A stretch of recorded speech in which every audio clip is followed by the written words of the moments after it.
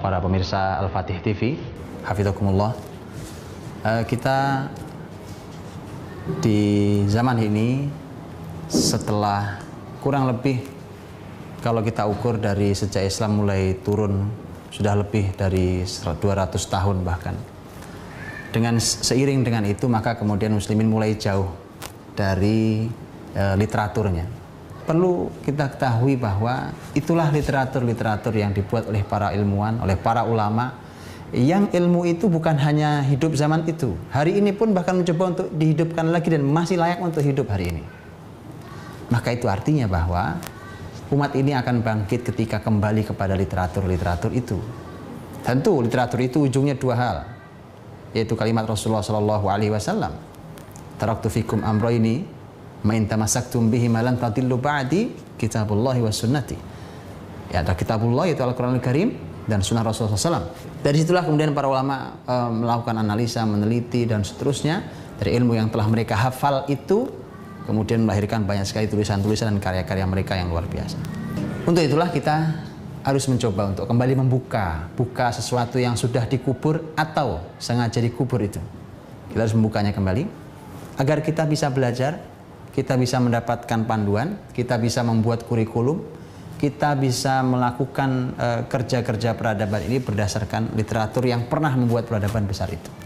Kita awali ini dengan salah satu literatur pendidikan di dalam Islam, yaitu kitabnya atau tulisannya Imam Ibnu Jauzi rahimahullah ta'ala.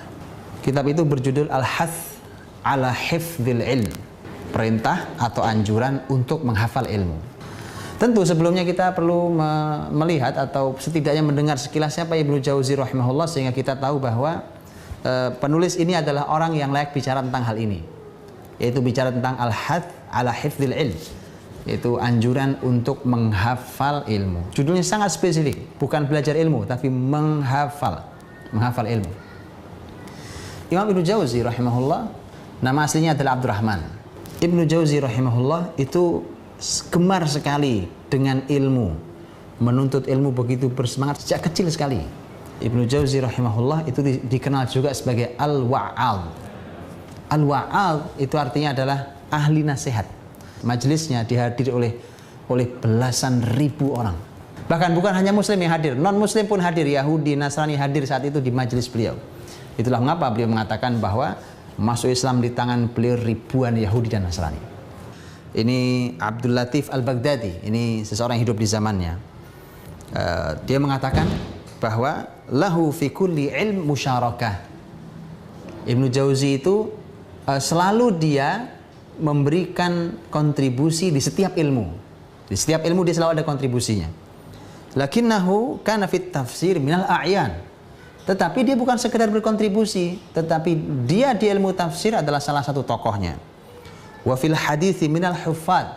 Dalam ilmu hadis dia termasuk seorang huffaz, seorang penghafal yang hebat, seorang ahli ilmu hadis. Wa fit tarikhi minal mutawassi'in. Dalam ilmu sejarah, tarikh, dia termasuk orang yang sangat luas wawasan sejarahnya. Waladaihi fiqhun kafin, dan dia juga punya ilmu fikih yang sangat cukup. Orang yang seperti inilah yang akan menyampaikan ilmu di dalam bukunya ini, Al-Hath ala Hifdzil Ilm, anjuran untuk menghafal ilmu.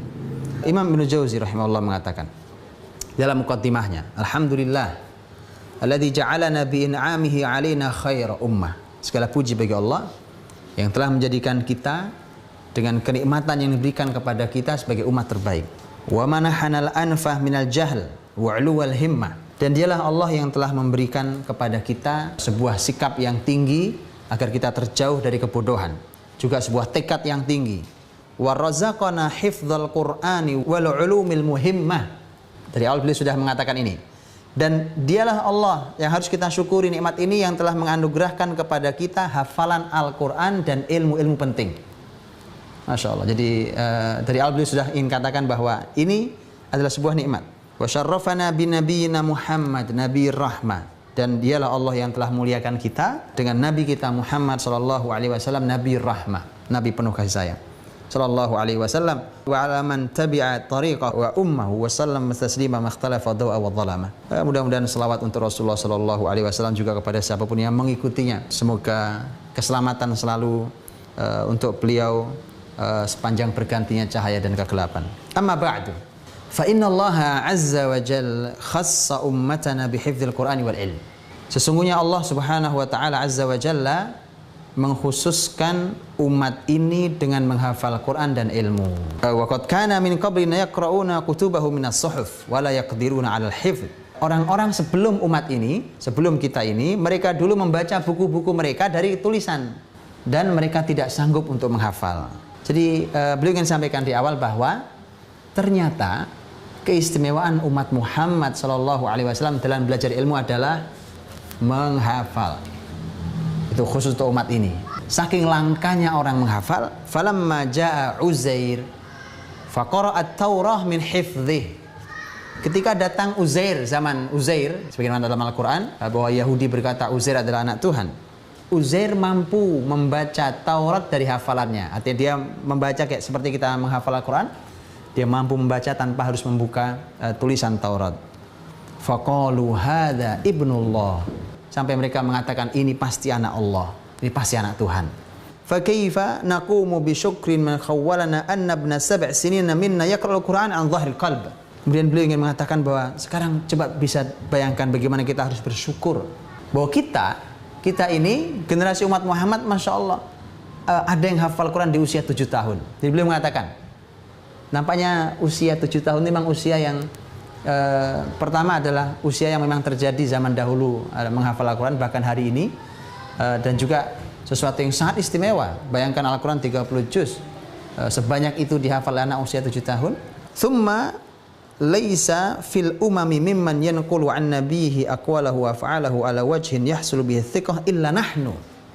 Kemudian tidak ada umat-umat sebelum kita, ini kata beliau, umat sebelum umat Muhammad SAW yang menyampaikan perkataan Nabi mereka atau perbuatan Nabi mereka, mengisahkan itu yang kita sampai yakin apa betul itu pernah disampaikan oleh Nabi mereka, kecuali kitalah orang yang sanggup menghadirkan itu dengan meyakinkan.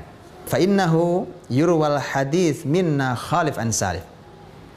Bahwa hadis itu diriwayatkan dari orang dulu terus sampai berurutan.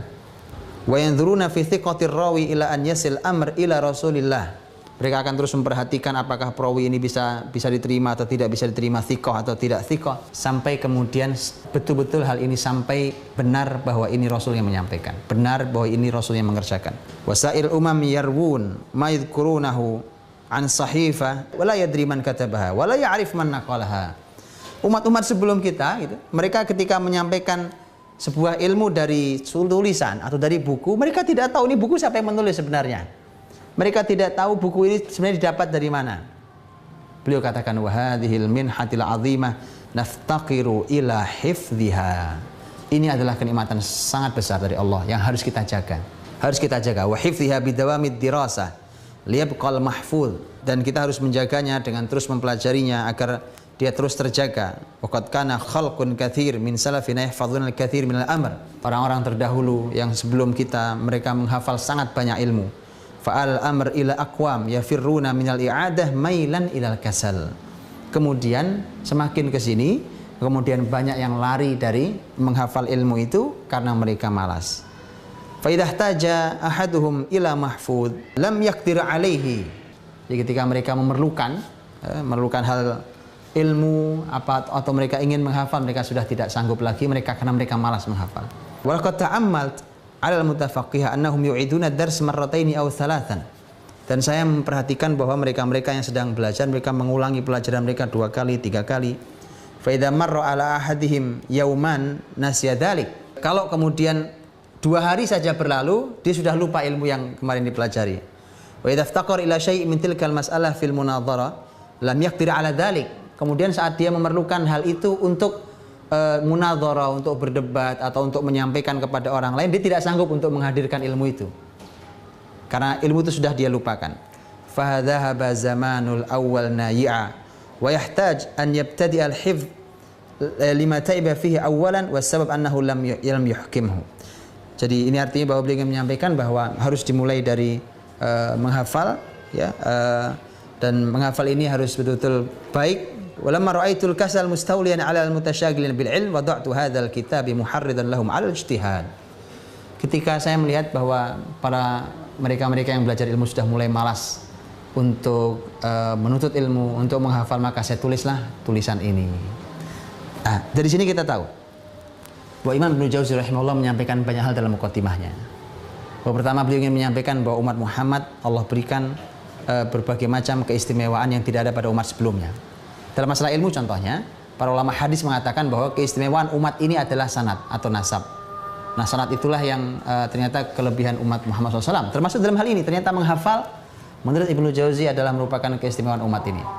Begitu juga yang lainnya, bahwa ternyata menghafal, Ibnu Jauzi mengatakan sesuatu yang hal yang istimewa, ya, bahkan ajaib. Zaman dahulu tidak ada orang menghafal seperti hari ini kita menghafal, ya, kata Imam Ibnu Jauzi. Sehingga umat ini harus didorong dan tidak boleh malas untuk menghafal ilmu mereka. Ini muqaddimah. Buku ini beliau tulis ketika melihat kemalasan itu mulai menghantui para penuntut ilmu, atau bahkan hari ini bukan zaman beliau kemalasan itu penyebabnya, tapi bisa jadi hari ini bukan kemalasan. Hari ini adalah kemalasan yang bertemu dengan penelitian, bisa jadi.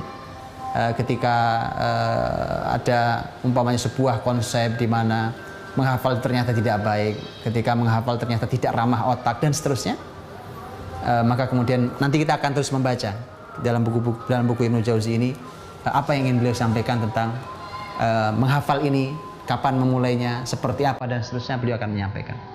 Wallahu a'lam bishawab.